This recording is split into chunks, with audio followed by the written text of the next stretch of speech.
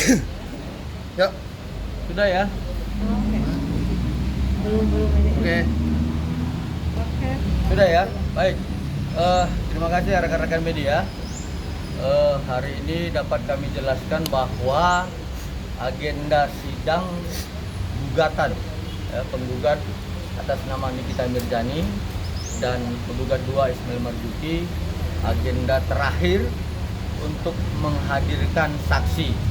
Ya, tapi faktanya kami melihat, ya, sama-sama kita lihat bahwa penggugat ya, pada saat sidang sebelumnya, bahkan untuk sidang hari ini terakhir ya, untuk penggugat menghadirkan saksinya juga tidak mengindahkan ya, untuk menghadirkan saksi.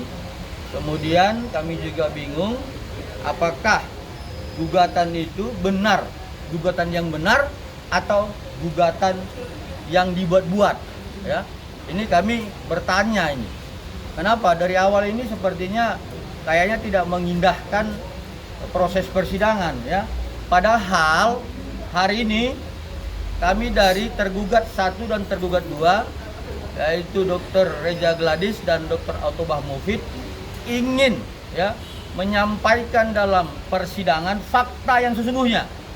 Pertama, bahwa penggugat Nikita Mirzani tidak pernah ya melakukan review terhadap produk klien kami ya yang sering disebutkan Dena Salmon maupun Glowing Booster Cell sampai dengan klien kami membuat laporan tertanggal 3 Desember 2024. Kedua, kami ingin menyampaikan ya, dalam persidangan hari ini ya, untuk membantah dalil gugatan penggugat bahwa klien kami Dr. Reja Gladys di dalam percakapan 13 November ya berdasarkan putusan ya perkara pidana yang sudah ingkrah berkekuatan hukum tetap bahwa klien kami tidak pernah ya mencari-cari yang namanya penggugat Nikita Mirzani. Ketiga, bahwa kami ingin membantah dari gugatan penggugat bahwa klien kami Dr. Reja Gladys tidak pernah ingin bertemu ya, dengan yang namanya penggugat Nikita Mirzani. Ya. Yang keempat, mau kami sampaikan penting sekali bahwa sebenarnya yang mau kami tanyakan hari ini, siapa sebenarnya pembeli ya, yang membeli produk Glowing Booster Cell itu. Ya, dalam proses pidana, perkara pidana, ada yang namanya saksi Adecat Yosi mengatakan membeli pada Agustus 2023. Kemudian dalam proses persidangan tingkat pertama, fakta persidangan mengatakan bahwa Oki pertama mengatakan dia juga membeli dalam percakapan Agustus 2023. Ya, dengan percakapannya berdasarkan ekstraksi dari Cyber Polda Metro Jaya mengirim percakapan pesan kepada Samira bahwa dia juga membeli Agustus 2023. Yang mana yang benar? Ya, kemudian dalam gugatannya penggugat Nikita Mirzani juga mengatakan dia membeli dalam e-commerce. Kami akan membuktikan itu. Ya, sehingga kemudian tidak lagi dibangun opini-opini ya, pembohongan-pembohongan terhadap klien kami. Ya, bahwa sebenarnya klien kami tidak pernah melakukan pendistribusian tentang produk yang tidak berkhasiat, tidak bermanfaat dan tidak bermutu. Ya, itu hanya persoalan mempromosikan satu produk yang di dalamnya ada produk Ribeskin yang memiliki izin edar. Ya, terhadap itu kami ingin buktikan hari ini siapa sebenarnya yang memberikan keterangan palsu dalam proses pidana saat itu. Ya, saya pikir itu. Baik, saya tambahin, kami sangat menyesalkan atas ketidakhadiran penggugat. Kenapa? Seharusnya penggugat yang bertanggung jawab untuk persidangan ini hadir. Tapi nyatanya minggu lalu dinyatakan bahwa dia memohon penundaan sidang karena saksinya belum siap. Minggu ini saksi dan penggugat tidak hadir. Ini memang dari awal selalu kami nyatakan kalau menggugat ojo ke susu. Sebab apa? Karena putusannya sudah, pidananya sudah kekuatan hukum tetap inkrah. Jadi apa mau digugatnya? Dari awal selalu kami nyatakan, sabar dulu, tunggu putusan pidana. Tapi dimasukkan gugatan komedi jilid 1, komedi jilid 2, ini komedi jilid 3. Ternyata mereka tidak hadir. Kami sangat menyesalkan ketidakhadiran penggugat. Untuk ini menjadi suatu pelajaran bagi kita. Kalau menggugat itu mesti siap. Masalah kalah menang biasa dalam perjuangan. Tapi jangan tinggalkan persidangan. Ini benar-benar tidak hadir dalam persidangan, aneh. Harapan kami supaya minggu depan penggugat bisa hadir. Ya, ditambahkan ya. Minggu lalu saya sudah sampaikan ke media bahwa komedi jilid 3 sudah selesai. Ya, minggu lalu saya sampaikan ya. Saya sudah sampaikan juga bahwa kemungkinan saksi mereka hari ini juga tidak ada. Tapi ada yang perlu saya sampaikan kepada media bahwa penggugat ini tidak memahami gugatannya. Ya, penggugat tidak memahami gugatannya. Gugatan ini adalah gugatan perbuatan melawan hukum. Ya, perbuatan melawan hukum itu judul gugatan ini. Ya, sampai kepada saat ini hak penggugat untuk menyampaikan bukti-buktinya sudah selesai. Bukti surat sudah disampaikan, kesempatan untuk menyampaikan membawa saksi juga sudah diberikan, tapi tidak digunakan. Ya, kemudian yang lucunya dalam kasus ini, mereka tidak pernah membuktikan adanya perbuatan dari Dr. Reja yang notabene adalah perbuatan melawan hukum.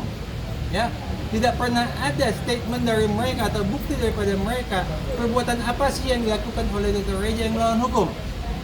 Karena ini gugatan perbuatan melawan hukum, dia seharusnya membawa bukti atau saksi untuk membuktikan Dr. Reja itu melawan hukum, tapi tidak dilakukan. Justru sebaliknya, yang mereka lakukan adalah membuktikan adanya perjanjian. Ini bukan prestasi, ini adalah perbuatan melawan hukum. Kalau prestasi yang dibuktikan adalah perjanjiannya. Mereka sibuk dengan perjanjian, fotokopi perjanjian mereka bawa ke dalam persidangan. Ya, perjanjian itu adalah masalah prestasi. Gugatan ini adalah perbuatan melawan hukum. Buktikanlah Dr. Reja itu melawan hukumnya di mana? Apa yang dia lakukan? Hukum apa yang dia langgar? Itu yang harusnya dibuktikan, bukan perjanjian-perjanjian. Ya, kalau perjanjian itu buktikan di prestasi. Makanya saya katakan penggugat ini tidak memahami gugatannya. Ya, catat itu. Penggugat tidak memahami gugatannya. Kalau dia memahami yang dia buktikan adalah perbuatan dari Dr. Reja yang melawan hukum di negara ini, itu yang harus dia buktikan. Kalau enggak ganti gugatannya prestasi, taruh perjanjian dibawa, walaupun fotokopi tapi perjanjian. Ya, jadi saya tekankan kembali penggugat tidak memahami gugatannya. Ini komedi jilid 3 sudah selesai. Bang, mungkin ketidakhadirannya pihak NM sendiri menguntungkan pihak DRJ atau gimana? Begini, pada prinsipnya salah proses persidangan itu menguntungkan kami ya, tetapi ada sedikit. Pidana udah ada belum sih Bang putusan Ya, detail? tadi saya sampaikan kan, belum ya Bang? sebenarnya putusan pidana itu menurut ya portal ya sudah berkekuatan hukum tetap, tetapi kita belum baca. Detail Ya, belum baca ya. Yang pasti kami akan orientasi di dalam halaman 47 putusan Pengadilan Tinggi DKI. Ya, itu dibaca itu 255, nomor 255 Pitsus putusan Pengadilan Tinggi DKI, seperti itu. Kami akan orientasi di situ. Ya, sebenarnya ada perbuatan pihak lain terhadap peristiwa pidana ini. Ya, kalau mau buat novum itu aja dipakai. Putusan itu begini ya. Ngambil putusan itu bukan ke Mahkamah Agung. Semua proses itu di PN. Jadi kalau mereka nggak mengerti cara mengambil putusan, ambilnya ke PN, ya, bukan ke Mahkamah Agung ngambilnya, salah itu. Mahkamah Agung nggak akan pernah ngasih. Itu ngambilnya di PN, Mahkamah Agung kirim ke PN, mereka ambil di PN, ya. Security ada nggak? Jadi supaya mereka paham cara mengambil putusan, jangan mereka pergi ke Mahkamah Agung, ambil ke PN, ya. PN udah siapkan itu, ya. Mereka kan lagi mau ngajuin PK. Bang. PK? Seperti apa? Ya, kalau PK terserah juga haknya daripada terpidana ya. Jadi kan sekarang dalam KUHP baru itu ada beberapa dalil untuk melakukan PK. Satu dengan putusan yang bertentangan, nanti si Opung yang jawab. Kemudian soal adanya novum baru, kekhilafan hakim, kemudian adanya diduga penyuapan terhadap majelis hakim ya. Tapi kalau saya bilang konsentrasilah di halaman 47 ya, karena belum diperiksa itu dalam fakta persidangan pertama ada perbuatan orang lain organisasi seperti itu. Jadi saya tambahkan yang masalah PK ini ya. Minggu lalu juga saya sampaikan bahwa Mahkamah Agung kan menunggu pembuktian ya. Apakah bukti-bukti yang diajukan penggugat ini ada berbau perdata atau tidak? Betulkah itu pemerasan apa tidak ya? Itu yang ditunggu Mahkamah Agung, makanya bukti kita masukkan Selasa, ditetapkan putusan Mahkamah Agungnya Jumat. Jadi kan Mahkamah Agung sudah sangat yakin bahwa ini bukan kesepakatan, bukan perjanjian, tapi adalah pemerasan. Jadi kalaupun mereka mengajukan peninjauan kembali, itu sebenarnya sudah sia-sia. Ya. Nah, kemudian mereka mengatakan ada putusan yang bertentangan. Itu kan masalah fakta ya. Kalau masalah fakta sudah jelas, inkrah ya. Kalau masalah putusan yang bertentangan, memang kalau dikaji lebih lanjut, putusan ini memang boleh dikatakan bertentangan. Karena putusan PN itu adalah 4 tahun. Sementara putusan di atasnya adalah 6 tahun. Jadi memang 4 dengan 6 itu berbeda. Jadi memang ada perbedaan putusan.